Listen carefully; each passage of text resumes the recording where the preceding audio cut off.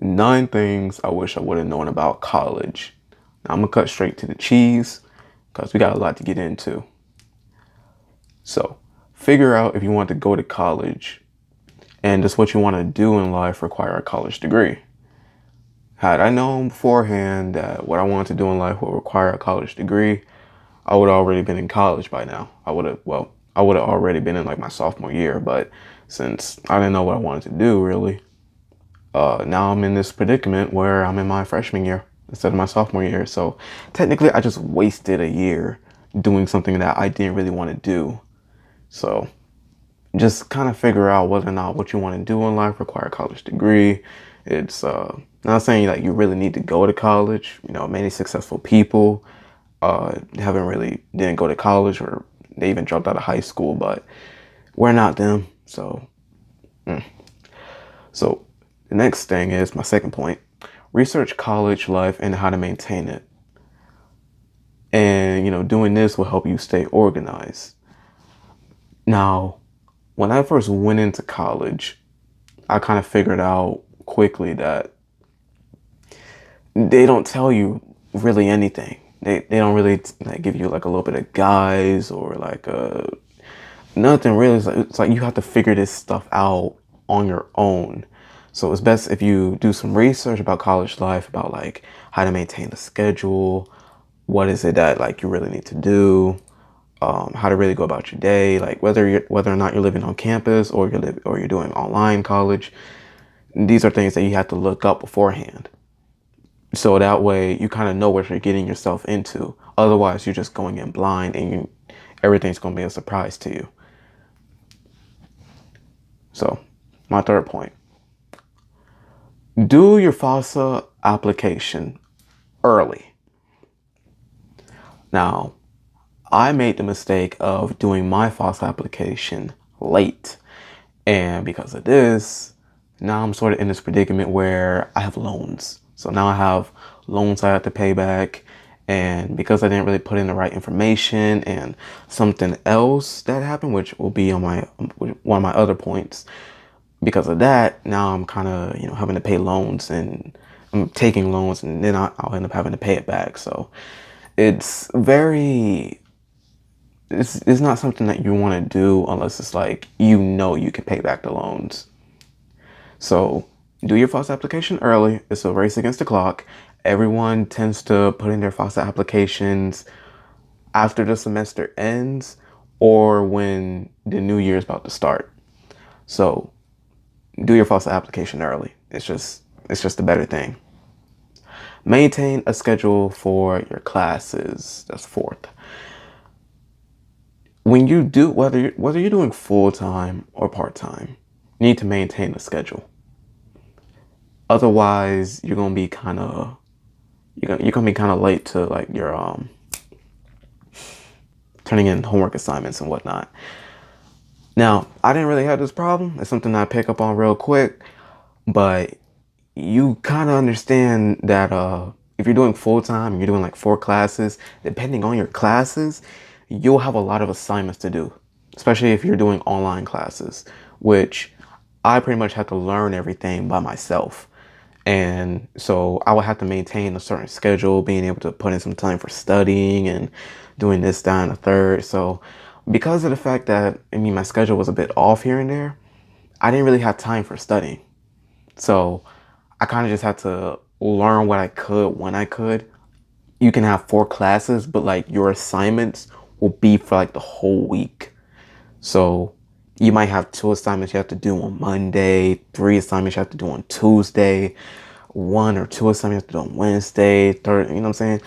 In like 4 classes, but like your homework is like for the entire week and you have only that week to turn in your assignments because a lot of teachers don't do late work.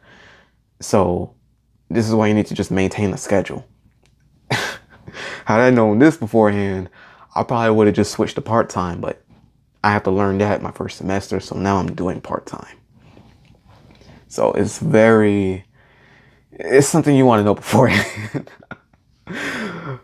Fifth point, research your professors. There's a website called Review Your Professors. Luckily, my senpai told me this. And but when you do research your professors and you go to the website, uh, pay attention to the reviews. I had the hardest time with one teacher because I did not pay attention to the reviews for her. Just it was my English class. She was not lenient. A lot of reviews said she's not lenient. She can be kind of iffy, this, that, and the third. I did not pay attention to the reviews. So she wasn't lenient with the assignments. It was kind of like, if you got it wrong, you got it wrong, chief. And you couldn't make it up. You couldn't, like do it again. None of that. A lot of teachers, they might not be like that, but with the teacher that I had, that's how she was. It was literally just, you got it wrong, you got it wrong. Nothing you can do about it. So, better luck next time. Because of this, I failed the class. So now I have to take the class again. So pay attention to the reviews. It'll be better for you. And it'll just be a lot more easier if you know what professor you're getting into versus the professors that you have. There's usually a list of options for your professors. You'll be like, you can have like 3 or 4 English teachers, and it's best to just pick the one that you'll have better chances with. But this is also why you need to go ahead and figure out your professors early. Do everything early.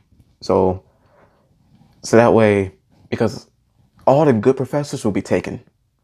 So this is why you need to go ahead and get your professors in early. So that way you don't have to worry about eventually having to do the bad, attending the classes of the bad professors. So my 6th point, make appointments with advisors in the financial aid office. I can't stress this enough. Whenever you need an advisor or a financial aid office, they're taken that day. So it's best to just put it in early, even if you don't need them, just in case you do need them a couple days later. Whenever I needed an advisor, a financial aid office person, they were booked. You'll be surprised how many of them are booked. At least that was just with me in the college I'm attending. But it's better to just put it in early, or just be like a week in or whatever. So that way, just in case you do need them, you have them in. Like, for example, like with studying, like whenever I needed like a financial aid office advisor for my statistics class, and I needed some help with like studying or something like that, because of the fact that I just didn't know what to do, and I needed a financial aid office advisor or just an advisor in general, they were booked. They were booked that day. The next day and the next week or whatever, I realized that if I needed an advisor, I was going to need them days ahead. I was going to need to like just have them in, just have it booked, even though I didn't need it. So go ahead, have those people booked. Just put it in early, even if you don't need them. It might not sound logical, but it will save you a lot of time and effort. Because of the fact that I didn't do it, I was on my own. All right, so 7th point. Do research on your college and how it operates. I mean, that's pretty much simple, but I didn't know a lot of things about my college. So those things I had to figure out while attending college. And if I just knew things ahead of time, I either would have just switched colleges, or I would have simply just had a better chance at my first semester. So do research on your college, how it operates, the people at the college, just reviews or whatever. Just research. Do your research. 8th point. Learn about EFC and how it works at your college compared to others. This will save you a lot of time and effort. Before you even attend the college, look at their cost per semester or their overall tuition fee. And this is why you need to learn about your EFC and how EFC operates. Do your EFC. There's a couple websites that you can do about, I'll put it in the description, but there are a couple websites that you can do and about like your EFC level, about what it might be roughly, and then compare that to the other colleges and their EFC levels. This will save you some time and effort for when you do put in your FAFSA application. Because when you do put it in, depending on the college itself and how their tuition cost is, and your EFC score for your FAFSA will help you determine whether or not you're eligible for aid or you're not eligible for aid. So have a couple colleges that you want to go to, and then learn about your EFC, and which is EFC is an expected family contribution, how much your family can contribute to like your school tuition. And if it's at 0, you're usually eligible for like a lot of aid. And if you're like around, depending on the college, let's say a community college, like roughly 15,000 for like your tuition. If you have about 14,000, you're usually not that eligible for it. But if it's like a private college, which is usually higher, you should be eligible if your EFC is like at 14,000. So just research your college, understand what EFC is. It will save you a lot of time and effort. And because of the fact that I didn't really know what EFC was, I was running in circles with the entire office, like the front desk office, trying to figure out why I wasn't eligible for aid. And it took me forever to just figure it out. And they can be they be trying to scam low key. They be trying to scam you. They be make you run in circles or whatever. So this is why I also say, just go to the financial aid office. It's a lot simpler. And don't always call for FAFSA, because even they'll just read you the script. It's stupid. So research EFC, know what you can, have that knowledge in your brain. It'll make things a lot easier. So my last point for the 9th one is just do everything ahead of time. Everything ahead of time. Just before you even attend college, learn what you can about the college, everything. Just do everything ahead of time, so that way you don't have to do it then. Classes and everything. Because the later that you decide to do it, the more stressful it is. It's just how it is with college. You got to do everything early. You have to just put it in, just set it in stone ahead of time. This is something that you should be learning while you're in high school, middle school, or whatever. But it's better to just get into the habit of just doing everything early. That way you don't have much to do. You don't have much to do. I can't stress on that enough. Your assignments, attending college, learning about EFC, putting in appointments, everything that I've listed, these are things that you should just do early, ahead of time. From the first point down to the last one.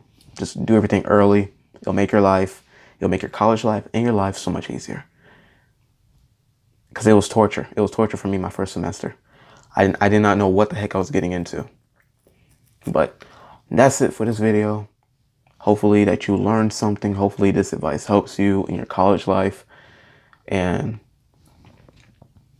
just remember to follow God and stay unfitted.